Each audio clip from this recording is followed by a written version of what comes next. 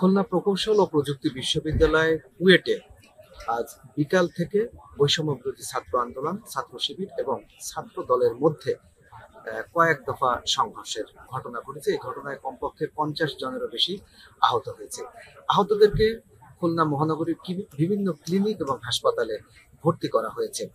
এই ঘটনার পর ক্যাম্পাসের যে পরিস্থিতি সেটি স্বাভাবিক করার জন্য এই ক্যাম্পাসে যৌথ বাহিনীর সদস্যরা আসেন এবং পরিস্থিতি স্বাভাবিক করার জন্য তারা চেষ্টা চালান, কিন্তু শেষ পর্যন্ত তাদের সেই চেষ্টা সফল হয়নি। এখনো পর্যন্ত ক্যাম্পাস জুড়ে যে উত্তেজনা সেটি কিন্তু বিরাজমান রয়েছে।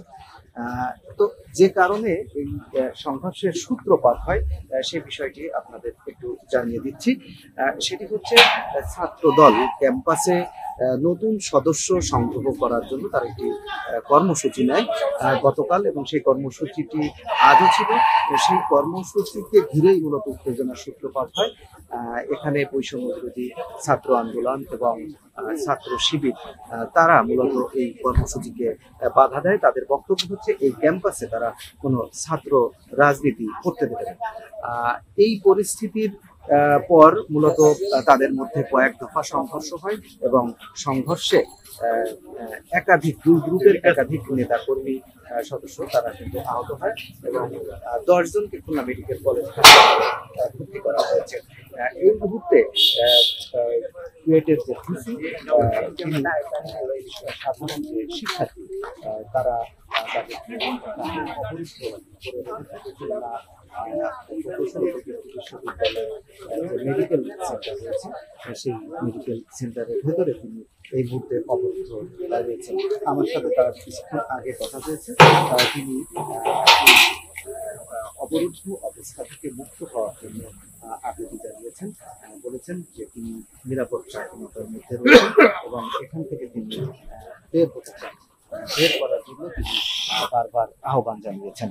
তাকে উদ্ধার করার জন্য মূলত যৌথ বাহিনী যখন ক্যাম্পাসের ভেতরে প্রবেশ করে তখন শিক্ষার্থীদের মিছিল শুরু হয় এবং সেই বাধার মুখে মূলত যৌথ বাহিনী পিছু হটে এবং তারা ক্যাম্পাস থেকে বেরিয়ে যায়।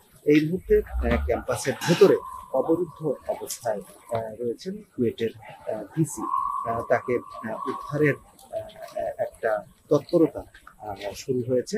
এখনো পর্যন্ত সেই কার্যক্রম কিন্তু আমরা দৃশ্যমান দেখিনি। আরেকটি বিষয় জানিয়ে রাখি, যেটি বলা হচ্ছে যে ছাত্র দলের সাথে ছাত্র শিবির এবং বৈষম্য বিরোধী ছাত্রদের সংঘাত, কিন্তু যে শিক্ষার্থীরা এই সংঘাতের বিষয়টি নিয়ে তারা দ্বিমত পোষণ করেছেন।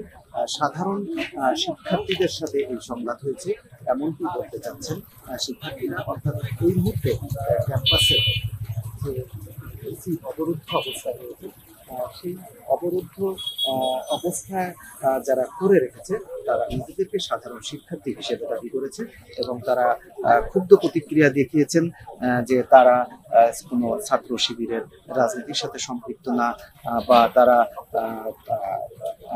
বৈষম্য বিরোধী ছাত্র আন্দোলনের সাথেও সম্পৃক্ত না। তারা সাধারণ শিক্ষার্থীরা এবং এই ক্যাম্পাসে যাতে কেউ রাজনীতি করতে না পারে সেজন্যই মূলত তাদের এই তৎপরতা।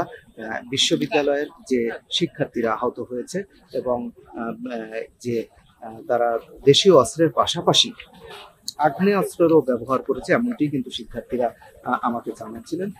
এ কারণে তারা এই ক্যাম্পাস নিরাপত্তার জোরদারের পাশাপাশি এই ক্যাম্পাসে এই হামলার ঘটনা যারা ঘটিয়েছে তাদের বিরুদ্ধে ব্যবস্থা নেওয়ার দাবি জানিয়েছেন। পাশাপাশি ভিসিরও এই মুহূর্তে পদত্যাগ তারা চেয়েছেন। এখনো পর্যন্ত যে পরিস্থিতি সেই পরিস্থিতি শান্ত হওয়ার মতো কোনো অবস্থা কিন্তু লক্ষ্য করা যাচ্ছে না। যেটি বলছিলাম যে বিশ্ববিদ্যালয়ের ভিসিকে উদ্ধার করার জন্য যে চেষ্টা, প্রথম দফার যে চেষ্টা সেটি কিন্তু ব্যর্থ হয়েছে।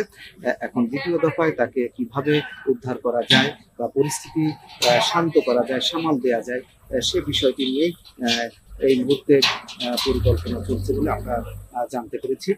আরেকটি বিষয় জানিয়ে রাখি, সাধারণ শিক্ষার্থী যেটি বলা হচ্ছে বৈষম্য বিরোধী ছাত্র আন্দোলন এবং ছাত্র শিবিরের যে অংশটিকে মূলত ছাত্র দল দাবি করছে, সেই অংশটি নিজেদেরকে সাধারণ শিক্ষার্থী হিসেবে দাবি করেছে এবং তারা জানিয়েছে যে আজ 8:30টায় রাত একটি প্রেস ব্রিফিং তারা করবে, কিন্তু নানা পরিস্থিতির কারণে সেটি হয়ে ওঠেনি। এই ব্রিফিংটি রাত 10:30টার দিকে তারা করতে চাইছে এবং সেই ব্রিফিং এর মধ্যে দিয়ে তারা সার্বিক পরিস্থিতি তুলে ধরবে, এমনটি তারা জানিয়েছেন। আরেকটি বিষয় জানিয়ে রাখি, বৈষম্য বিরোধী ছাত্র আন্দোলন খুলনা মহানগরীর শিববাড়ি মোড়ে কিছুক্ষণ আগে এই ঘটনার প্রতিবাদে একটি মিছিল করেছে এবং ঘটনায় জড়িতদের বিরুদ্ধে শাস্তির দাবি জানিয়েছেন তারা। পাশাপাশি এই ক্যাম্পাসে অর্থাৎ খুলনা প্রযুক্তি ও প্রকৌশল বিশ্ববিদ্যালয়ে যাতে কোনোভাবে ছাত্র রাজনীতি অনুপ্রবেশ করতে না পারে সেজন্য তারা দাবি জানিয়েছেন। অর্থাৎ সাধারণ শিক্ষার্থীর যে অংশটি তারা বলেছে এই ক্যাম্পাসে ছাত্রদল, ছাত্র শিবির থেকে শুরু করে কোনো রাজনৈতিক দল এই ক্যাম্পাসে রাজনীতি করতে পারবে না। এবং পাশাপাশি আরেকটি বিষয়, সেটি হচ্ছে যে ক্যাম্পাসের যে উত্তেজনা, ক্যাম্পাসের যে এখন যে পরিস্থিতি, সেই পরিস্থিতি কিন্তু এক ধরনের টান টান উত্তেজনা রয়েছে, একটি গুমট ভাব লক্ষ্য করা যাচ্ছে।